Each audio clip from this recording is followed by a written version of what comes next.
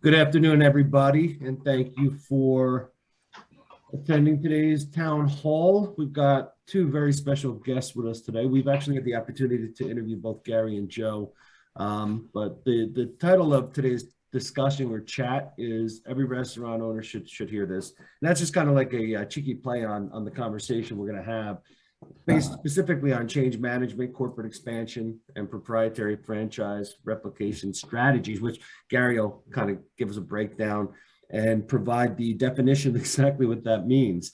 We've had the privilege of working with both Joe and Gary now for some time. Two of the best guys you ever want to meet. Gary in particular is the CEO of Norris Ventures. Getting to know Gary, I know he's been an entrepreneur a very long time.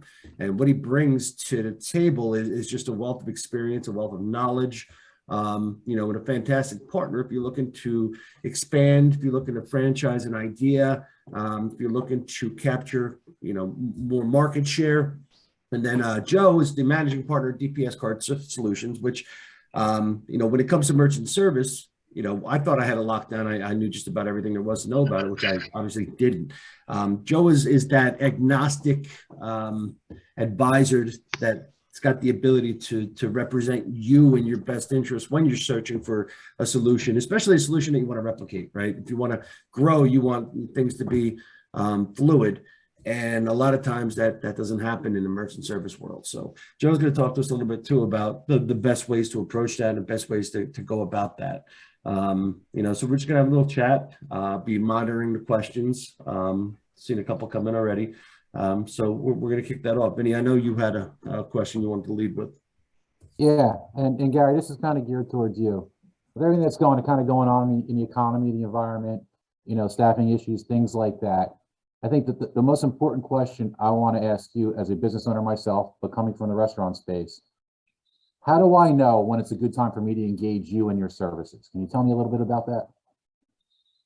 Yeah, so my answer to that, being the consummate Southern guy, is right now. Right now is the best time to engage our services. As I was saying earlier, we have been fortunate and blessed enough to work with restaurants in all phases of growth. Whether that's launching a new concept, launching a sub-concept from an existing restaurant, helping restaurants find career culture, career-minded staffing, franchising expansion, all of those seasons of owning a restaurant. So right now is the best time. We've been at it for a long time. We've worked with some names that everybody on the call would know, but right now is the right time to engage with us, because right now is the right time to grow and win in the restaurant space. After what we've been through in food service, what restaurant owners have been through, I think it's time for restaurant owners to get a shot to win. And start winning again. Everybody, it was like utopia in 18 and 19. You throw up a food truck and not have run out of inventory every day. And then 2020 came along and punched us all in the throat. So, during 2020, we'd had restaurant owners call us and say, I don't have online ordering. I don't have order ahead. I don't have an online menu. I don't even have a website presence. Can you help? And our team jumped in and started doing stuff for free. I mean, we were setting up order ahead, order online menus, pay online at no charge, just to help restaurants stay afloat. And so now that we've all got a little bit more breathing room, now's the right time for restaurant owners to start winning again. I have a question, Chef Mary. Actually, with the high percentage of restaurants that fail out of the gate, do you work with individual restaurants that are just launching? Of course.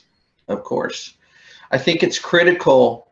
I think, in my opinion, a restaurant launch is the most critical time of a restaurant's life. Here's why. Restaurants, unlike restaurants and retail, in my experience, in my opinion, my humble opinion, end up in a place of marketplace complacency faster than any other, it seems like, business. For example, an auto repair shop,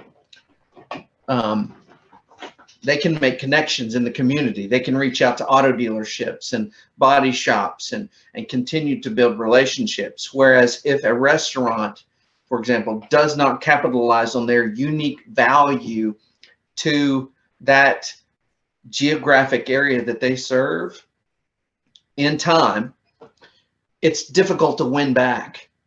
It's difficult to get the attention. As everybody knows on the call, consumer spaces are like lighthouses. When their light's on you, life's amazing. But when they spin around, if you miss the opportunity in the spotlight, you got to wait for that to come back around. And for some restaurants, it doesn't. So that's a long answer for a short question. For the majority, it doesn't, right? I mean, the percentage is pretty high of how many restaurants actually last more than a couple of years. I've heard high numbers. Yeah, Yeah. I've heard high numbers like 80% fail, even higher sometimes. I haven't done the homework, so that's just me repeating what I've heard. But in our neck of the woods, and Joe can attest, he's in my same region, a restaurant will pop up one week and the next month they're gone. Yeah, but we've seen that too up here in Jersey. Yeah. What are some of the things? What are some of the things that you look for a new restaurant and a new launch? Give us a few steps. You know, what you do from the beginning, right when you engage that new restaurant, that new launch. Well, that's a great question. It depends on where they're at. If they're coming to me, oftentimes we're called the napkin visionaries. In other words, restaurant owners will come to us with an idea on a napkin and say, I think this could work. What do you guys think? And we jump in and we help them bring that to reality. If they've already got a space and they've already got seating and they've already been communicating with their market share or the potential market share, I can't stress this enough with restaurant owners. You have to communicate your unique value. And for a restaurant owner, that needs to be recipes. It needs to be value. When I say value, I mean price versus quantity. It needs to be selection. It needs to be atmosphere. If those four things are really crossed well, we say there's no such thing as scarcity. And you guys heard me use this example, the pizza shop example. There's pizza shops everywhere. Like Joe and I work with one here that's got several locations, in fact, from here to Florida. But pizza shops can coexist in the same zip codes if the market share understands their unique value. So one's unique value is that they cure their own pepperoni. And I'm making stuff up, folks, so just bear with my imagination. And another one, their unique value is great grandma's sauce. And another one is the hand-tossed crust. Those unique things are communicated. When they're communicated well to a market share, there is no such thing as scarcity. Everybody gets a market share. I may not like that sauce, but I love that pepperoni and that crust. You know, I'm going to make 2 buying decisions a month for my favorite pizzas because I understand their value. So how do I compete with a Little Caesars in that scenario? Who's throwing out pies for $5 or $5.99 or whatever? It's unique value. Romance me. I'm your customer base. I got to make a supper decision tonight about what I'm going to have. The game's coming on Saturday. I got to make a buying decision of what I'm going to have my friends eat. If the restaurant owner will romance me, I'll make a buying decision for you twice a month. And if a market share is making those buying decisions based on the romance, based on the experience and the quality and the value, you're winning. That makes sense. And for you guys, anybody that just joined us, you can continue to put questions on the YouTube on the channel. I'll get that. Or if you're actually in the Zoom, you can put questions in the chat box. To touch on that, Gary, isn't there a shelf life for everything you just said, except maybe, let's say, recipes. But is there a shelf life for aesthetics? Is there a shelf life for Of course. menu? And if there is, from a cyclical standpoint, how long is it typically before you're renovating or before you're redoing the menu? So really what you're talking about is branding. Your brand is how your consumer base engages with you. It's what they remember. And in the hotel business, I thought we had some hospitality folks on there. We're doing PIPs, PMLs every 5 to 7 years for a flag, or it used to be. I say that a restaurant rebrands and refreshes their aesthetics every 5 to 7 years max.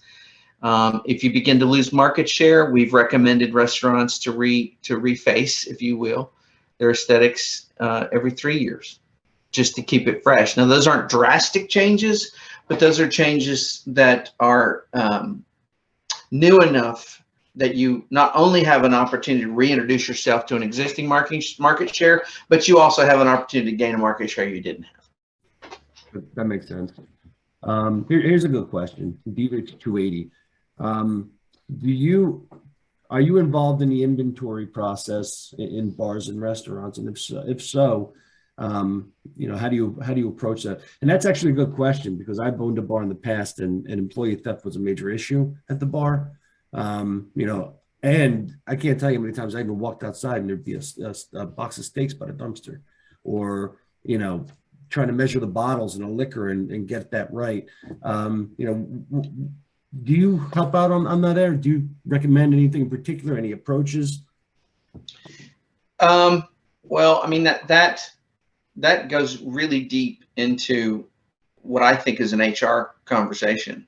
I think if you're getting high caliber enough individuals in the door that have a career culture mindset, a lot of that stuff is dealt with organically. But if I were to walk into a restaurant scenario now where inventory was an issue, my first thing would be to meet with all of the employees and have an inventory discussion. If we're talking about shrinkage, if we're talking about loss of inventory. Then after the HR component, the caliber of the individual, we deal with training.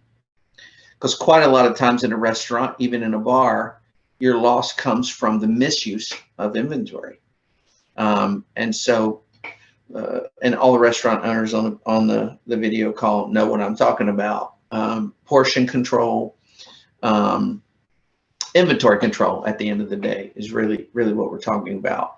So to answer the question, yes, we work with restaurants and bars and pubs on inventory management, but we're always going to start with HR, then we're going to go to training, and then we're going to go to systems. System beats a genius, as they say in South Philly. So if you have a great system, but you don't have great staff, the system won't matter. The system has to be utilized by us humans. So we're going to start with HR, then we're going to go to training, and then we're going to make sure there's a system in place to monitor inventory. And Joe and I have that conversation at least once a month with restaurants to make sure that their point of sale system is providing them with a robust enough inventory management system. Really? Joe, well, can you hop in here and add a little bit on what's available? You were going to say that, Vinny, weren't you? Yeah, it's a great segue to Joe. Well, I mean, look, there's a lot of different ways that you can control through your point of sale system. I mean, there's independent third party that you could use. There's also a lot of, I mean, it really just depends on what you're trying to accomplish and how you're tracking it coming in and out. So, I mean, it's hard to give just a straight up answer. Everybody's a little different. And it really comes down to how they analyze how they're using their product and their waste and all that other kind of stuff. But there is a lot of different ways that you can monitor. And you know, we're even doing like understanding in a coffee shop, when you pump into a cup of coffee, how many ounces that one pump is.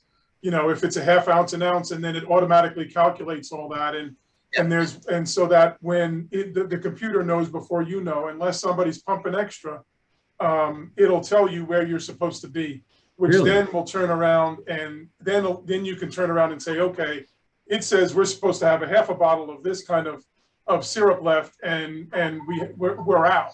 So somebody's doing extra. Somebody's pumping extra. That's where Gary was saying you have to start with the training and start with the personnel first.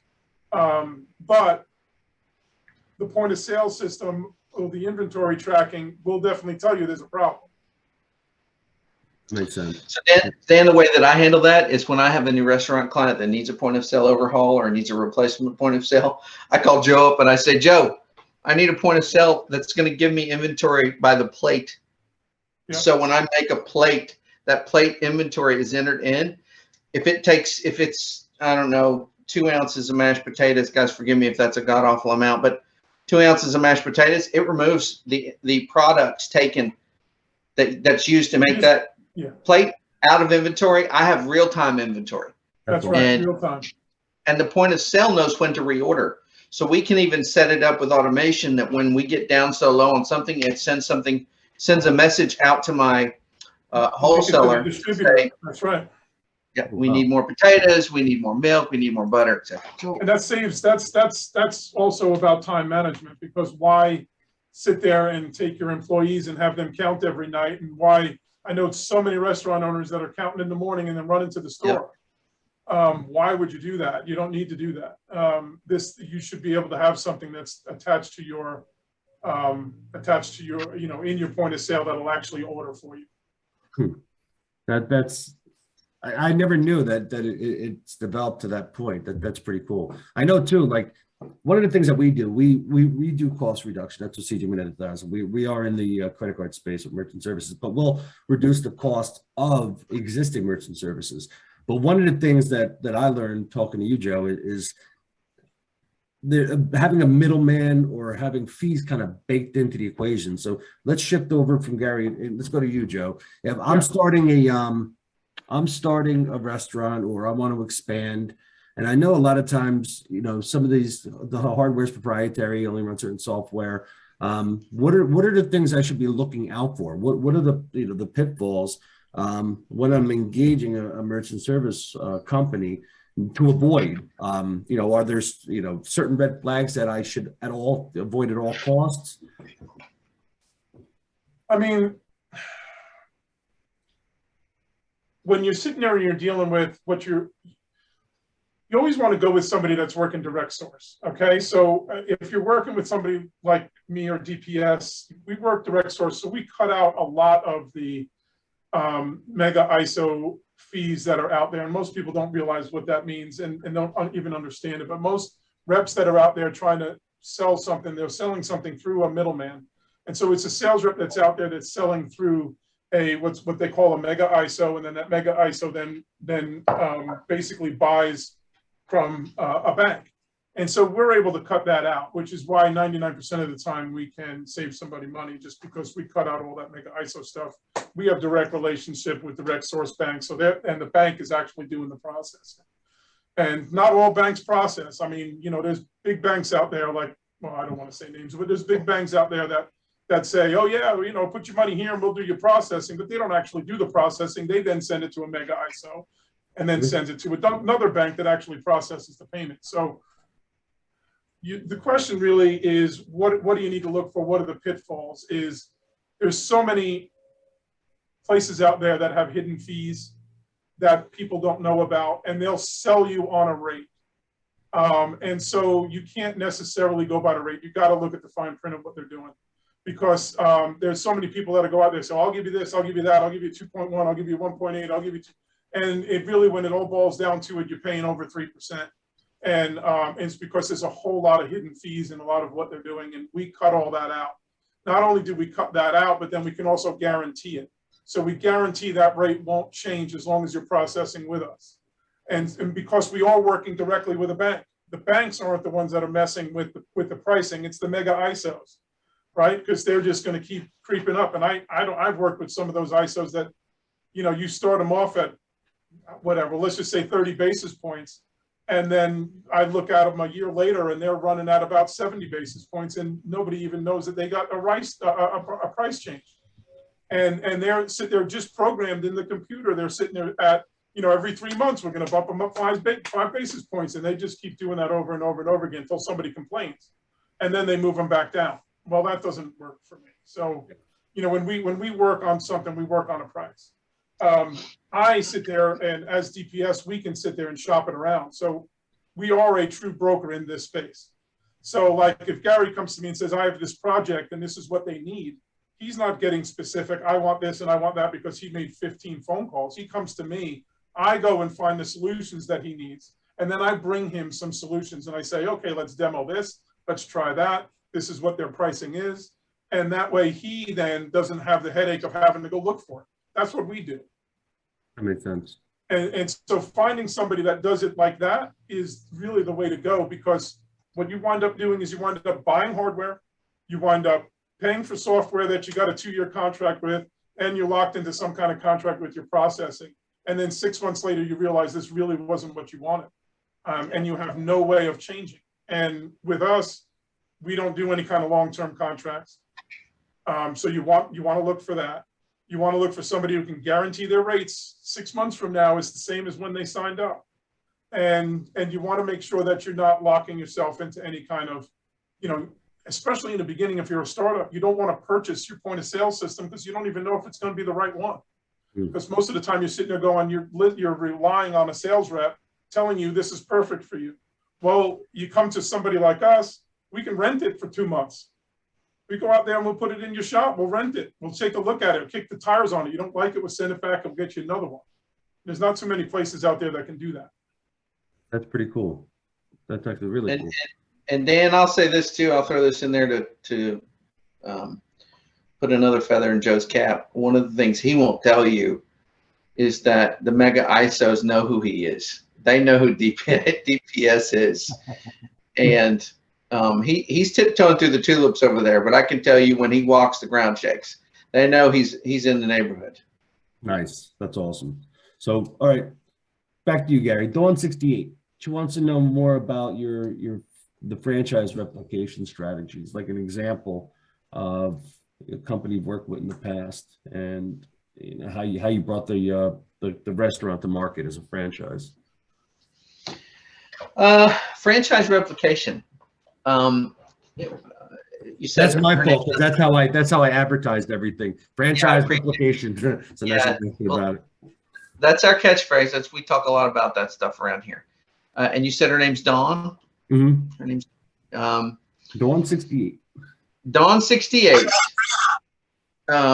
What I would say is most restaurants that come to us aren't ready for franchising. Only because franchising really is creating a stamp of a successful model. And when we say franchise replication, that means that we've lifted the hood. We've made sure every system is efficient. We've made sure every vendor is prepared for scaling. We make sure every product is prepared for scaling. We make sure that this concept is ready to be replicated. And then we go and find a market that sometimes they have a location in mind. Sometimes they ask us to help them identify that location. But to answer her question, what is franchise replication and how does it work? It's really a tedious process. We're in the middle of it right now. I walked in from a franchise replication meeting with enough time to get me a coffee. It was 3 hours, 3-hour meeting. Yeah. It's tedious, Dawn, because we have to check the scalability of everything. Your wholesale vendor may not be prepared to scale with you. That's a problem. Your furniture vendor, we say FF&E, that's an old hotel term, furnitures, fixtures, and equipment. Your provider of FF&E may not be ready to scale with you or able to scale with you. Another tedious question that some restaurateurs don't think of when we show up is, are my core recipe or my core plates or my core offerings, are they scalable to a new area? If I bring biscuits and gravy to Jersey, you guys probably don't want biscuits and gravy. You're probably going to want something else. Taylor ham and a bagel. So Pork roll. Pork roll. Thank you, Gary. Pork roll. right, Vinny. So I'm probably not going to be interested in bringing biscuits and gravy to you. I'm going to look for another offering. Little things like that. How much of the model is scalable and then replicable? If it's not scalable, it's not replicable. Yeah. We've got to cross the scalable bridge first. And once we cross that, then we can talk about replication. Replication to your branding, to your marketing, to your menus, to your sign, your menu signs, to your online presence, everything. That's really a really short answer to a 6-month journey. Yeah, that's gotta be tedious because you're literally looking at everything, like everything. Yeah. The HR process. We've got to make sure that the manuals, the SOPs and the manuals are airtight so that when we begin to build the FDD, which is the federal disclosure document for a franchise and the franchise agreement for other franchisees, they get a manual. One of the things that we have to file with many states when starting a new franchise of a restaurant is the operations manual. Well, many restaurants come to us and say, hey, we're ready to franchise. We've got 3 locations and we're killing it. And they don't have an operations manual. They have some Post-it notes and a spiral notebook and, some Google files and that's what they've got to work with. And that's wonderful. That gives us a place to start. At the end of the day, we have to build those things in our preference into a digital presentation that is real-time editable, and that's where we begin. So before we get to the FDD, all of that back of house, front of house, admin, operations, all that has to be airtight, scalable, and that makes it replicable. That differ from state and on the processing side, see, we look at things that's scalable as well, because we're looking at not only how you're tracking your inventory control, but your personnel control. I mean, we could tie clock in and clock outs to your if you're using Paychex or ADP or your CPA, so that you can track your personnel. And then we also look at your like membership cards if you're doing stuff with a membership, and also cards that people can earn points or earn rewards. So all of those things are all adding into the whole merchant services program that we try to put together. So, so if somebody comes in and, you come in 10 times and the 11th time you come in, you get a free entree or whatever those kinds of things are. And then there's, inside the POS, we want to make sure that you're also tracking your customers, so that there is an easy way for you to go in there and say, hey, on Wednesdays we're running a special, and you can do a simple email blitz out through your POS system and bring that traffic in. So there's a lot more to what we do than just try to lower your rate and get away from fees. I mean, because there's a whole lot of stuff that comes into the merchant services. Joe, you bring up a great point there, because the purpose of this call and the reason why Dan and I wanted to do this was, it's not just about merchant services. I mean, these restaurant owners, these hotel owners probably see 10 new merchant reps a week. Okay. Yeah. And we know that and we get it, but we wanted to bring this. And again, Joe, thank you for kind of really going in and taking a deeper dive on the explanation. Well, we want the restaurant owners and these business owners to know really what's available to them and how we can help them and guide them and things like that. And I think, you and Gary and, we've all worked together for quite a while, and we've had some great success stories. I think it's great information. So I appreciate you really kind of breaking it down on a granular level so these business owners can really kind of grasp the concept. To Joe's point, Vinny, the scalability of the point of sale system is another one that's often overlooked. Yes. It might be scalable. In other words, we might be able to get reporting to be cohesive, but inventory's not. Well, that's no good to us. We can't use that in the franchise system. As the franchisor, and this is for Dawn, when you're looking at franchising, Dawn, you have to remember the way a franchise makes money is through royalties. Mostly it's through royalties. That's the main component of of revenue for a franchisor. And the only way you know what the royalty is for location number 20 and 30 and 40 is by being able to log into their point of sale system and watch their sales. Otherwise, you can't invoice them for their 5% royalty or 7% royalty. And so Joe and I run into this all the time where we got point of sale systems that look great on the surface, but they don't offer that central hub reporting. Yeah. And so it's dead in the water. It turns out that every restaurant is its own vessel, and you can't do that if you're franchising everything. So we have to try to create ones that are also real time reporting to a central hub and to a central dashboard. And so that when you're waking up in the morning as the franchisor, you're getting that report and you can see what's going on in each of the franchises and understand what's happening. And that's overlooked so many times. People think, oh, I got this system and yeah, I could buy it and I can sell it and I can replicate it. But then they realize down the road, well, I don't, I'm relying on them to tell me what the numbers are rather than me knowing. That's interesting. I never would have thought about that. Having to do that. That's a good point. Gary, I have another question for you. Okay. You have a restaurateur that comes in, they're going to franchise, you go through the process, they open up a couple additional locations. What happens after that? Were you still involved? You kind of fade away? Like, tell me a little bit about that process. I mean, you mean after they've sold a couple franchises? Yeah.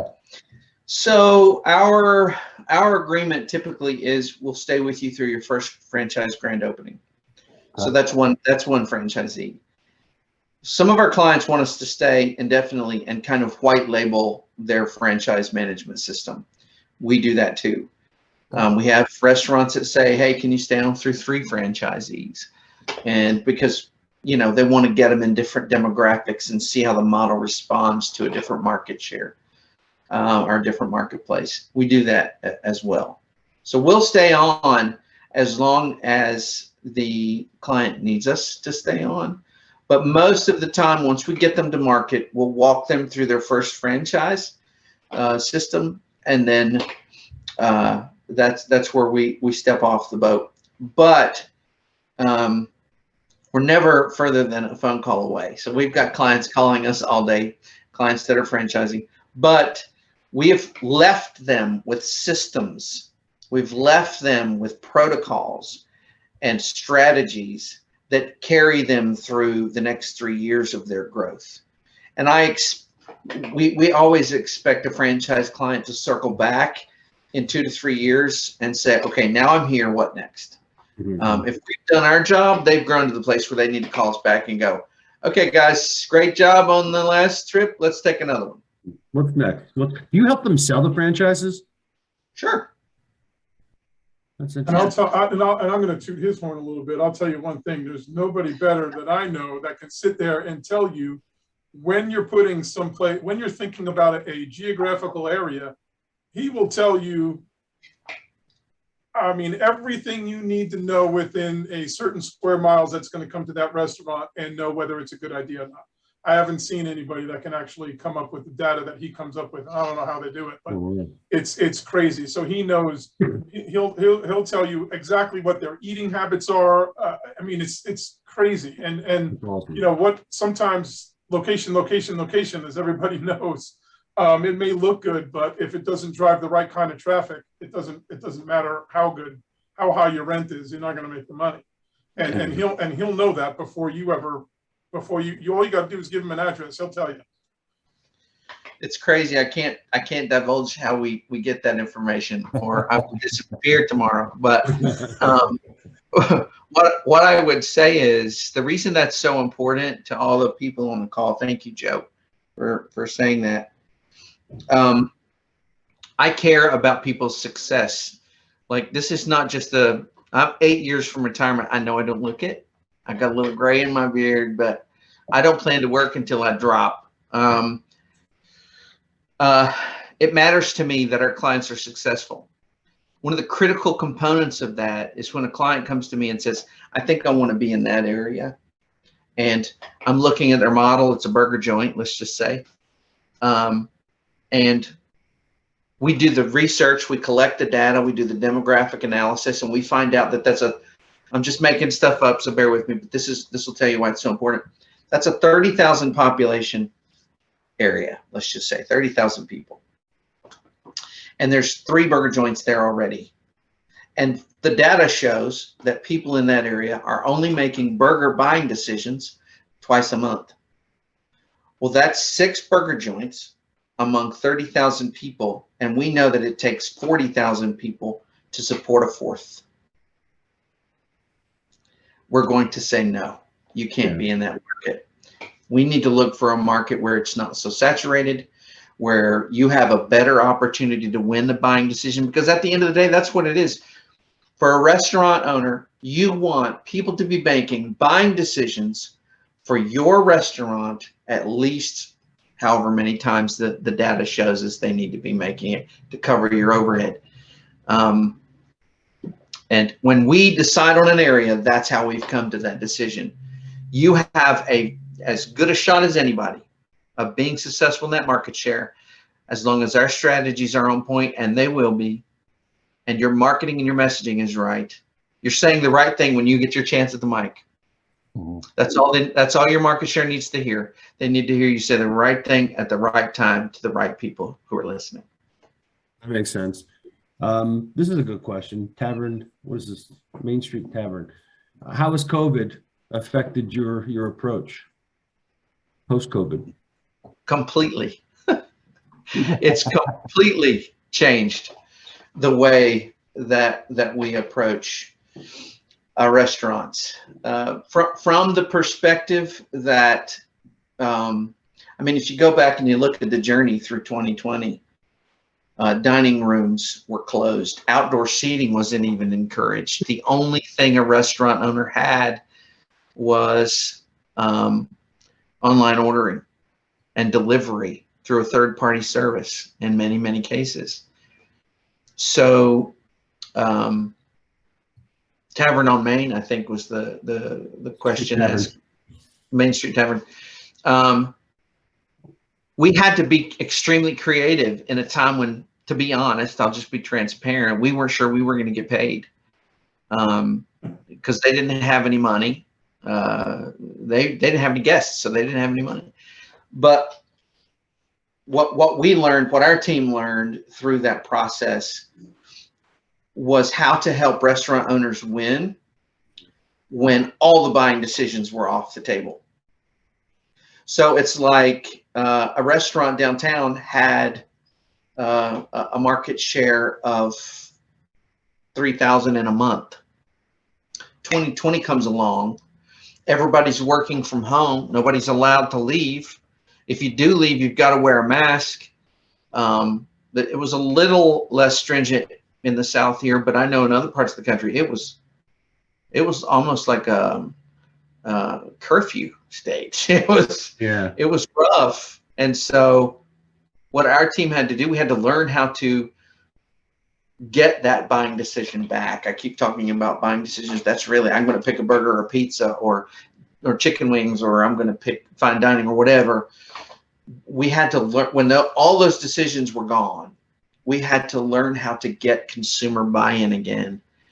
And that's not changed. Even though dining rooms are open again and I can go to the soda machine myself. How many of you remember somebody else had to get your soda because you weren't allowed to touch the soda machine? Or I know at a restaurant, burger restaurant here, you couldn't get your own condiments. Like they had to get them for you. So you walk up to a folding table in a dining room that was closed, and they would say, "What kind of sausage would you like?" So how do you win? How do you win in those climates? To the attendee who asked that question, it changed our creativity level to a place where we had to learn how to get buying decisions back that in any other market were already there. We just had to go get new ones before. And I'll tell you, there's things that we did was we were, of course, we can be fluid. We were able to change a lot of people's point of sale system and make them mobile. So we converted them from dine-in to delivery in a lot of cases so that they can actually keep their employees and run delivery service themselves and have And we were around here, especially, they were doing a lot of curbside. And so they had to be able to, when I was going into places, they were going, this isn't sustainable because it takes our waitress 10 trips out to the car to get everything they need and to get the price and to get them to, their credit card and then bring it back inside. And so it was doing a lot of converting out of the dine-in mode and into either delivery or curbside mode, and switching their POS to do that, to where they had handheld devices that had their full menu on it. So when they're sitting there out on Wi-Fi in the car and they're taking an order, it's ringing up inside the kitchen so that they know what to start cooking, and so that they can process the credit card in the car, and print the receipt in the car. So that was one thing that we were doing, was working on converting them, and now we're starting to convert them back. But some of them are actually staying with that model, and with that, does that negate the need for like the Uber Eats and the DoorDash? Because from what I hear, they're super expensive for a restaurant. They're super expensive, and that's right. That would negate that because, I mean, there's certain restaurants that are just set up for that, but if you have the employees and you're looking to do delivery, then there's obviously a lot of different ways that you can do that, and not, I've converted restaurants to where they, when they have delivery service, it ties up their phones, it ties up their credit card terminals, because now there's people sitting there on the phone trying to type in a credit card number. And so I've converted a lot of restaurants into pay at the house rather than giving them a credit card number over the phone. It does two things. One is it frees up the line because you don't have a line waiting to try to cash out. Two, your rate goes down because now it's not card not present. Yeah. So you're bringing your device to the house. They're swiping their card present, and your rate automatically drops because you're doing a card present card. And so there's a lot of different benefits to doing it, but there's a lot of different ways to do it. I've done it with restaurants where they do it with their employees on their phone, or you have, there's different devices you could use. Makes sense. It's a good example of a company that's super efficient utilizing that type of an approach is Chick-Fil-A. The way they have the workers out in the line. And I actually brought my son there today for lunch, and they have that thing on their hip. They run the card right there. They put the order right through, and they're walking down the line outside. Most of my clients have that ability to do that, because when their takeout line gets long, they grab the mobile unit, they put it in there, they put it on their hip, they put it in their pouch, they go out there and they let them. And that's absolutely incredible. I thought that was brilliant. I love that in terms of just customer service and efficiencies. That's fantastic. I know we're coming up on a stop. I think we've got 3 more minutes to go. So why don't we hit the pause button? Give us some insight on how we can contact you guys. Give us a little background on we want to hear about your book, Gary. Gary is a published author. He is an author. You got to read his book. Give us the skinny there, Gary. Why don't you go first? I am a North Carolina boy. I run a 13-acre farm here when I'm not out helping businesses grow all kinds of businesses. Not just restaurants, tons and tons of businesses. They said, somebody asked us yesterday, who can call you for help? And I said, anybody can call me. I'm always good for a chat. Even if I can't help you, I can find somebody who can. And if they're close enough, we'll meet for coffee. I have a beautiful wife who's our core strategist. She works with me every day. We have a lot of beautiful kids. We're a blended family. So she brought kids with her and I brought kids with me. And now it's just, it's a freaking football team. And I am a published author. My first book was Dirt Road Doctorate. You can get that on Amazon or Barnes & Noble. That's kind of tells the story of my childhood and some of the events, true stories in my childhood that helped shape the way I see business and the way that I help business owners today. I was born on a dirt road in the Blue Ridge Mountains And basically every day I get up, I walk the dogs, check the chicken house, check the honeybees, and then it's time to go to work. So that's usually right at sunrise. And that's what you'll find me doing every day, working with business owners all over the country, sometimes out of the country. And our team is amazing. You can reach us at norrisventures.com. That's the easiest way to reach me. There's a contact us form on there. You read a little bit about our team. You'll see my beautiful wife on there. And just really appreciate the opportunity to be on here with you guys and cut up for a little while. And thanks to all the folks who attended. I hope we were able to help you. Appreciate it. Joe, how about you, bud? Look, I'm pretty simple in what I do. I just try to work hard, and my whole thing is working. I love to work for the owner instead of, so that I don't know. It's a passion of mine. A long time ago, I'll go back a little bit. I used to own a marketing company. 2008 hit, and that was a rough time for everybody, right? DPS Card Services. Since I'm a managing partner, I'm not the founder. I was working with them, trying to set them up with sales reps around the country, and then I decided after about 2010, I hung on to my business a little too long because all my friends and family worked for me at my marketing company, and it was just hard to get rid of. So eventually I had to do it. And then I called DPS and I said, I'm just going to become a sales rep. I don't want to own anything anymore. I just had to fire my sister and my mother and everybody else, and I'm not doing that again. And, I started working with them, and I just said, just leave me alone. I'll make you money. And I started doing that. I started going out and I realized at that point, there was a lot of people out there that weren't doing exactly the right thing when it came to merchant services. So I decided to do it different. And I started converting the company into a brokerage company like it is today. They started seeing what I was doing and how it was working, and they offered me 5% of the company because they didn't want me to go anywhere. I said, that's fine. About 6 months later, they offered me 10% more. And I said, well, okay, that works. I wasn't planning on going anywhere, but that's fine. And now I own 70%. So you can see kind of where that was going. I mean, I have a passion for doing what I do. And I just like being able to help people and get them to where they need to go. That's why partnering with somebody like Gary was just a no-brainer, because it's the same. We have the same mentality. We work along the same lines, and I enjoy doing what I'm doing, and I like the task of figuring stuff out. So I surround myself with people that are a lot smarter than me, so that I can turn around and say, okay, I don't know how to do this. How do I do this? And they'll find me the answers.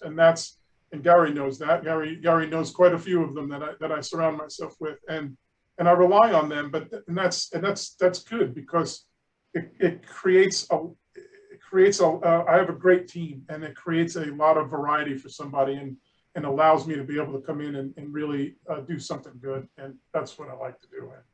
That's awesome. I love how you take more of an analytical approach. Benny, did you have anything else you wanted to add? No, I appreciate Gary. I appreciate Joe jumping on this call with us. I think it was important to bring you guys out and introduce you to our clientele out there. One thing I do want to say, though, and it's extremely important, both Gary and Joe are no BS guys. They're there for, they're not the hard sell type of guys. They're there for the conversations. Maybe you have an idea and you want to throw it by them. Reach out and call them. You're more than, welcome, and you're more than open to kind of walk you through the process. All right.